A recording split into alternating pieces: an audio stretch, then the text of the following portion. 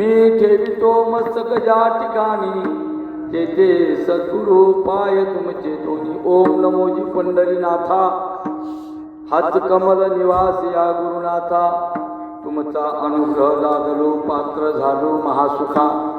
संत जन करीती कृपा दाविला सोपा निर्मार्ग.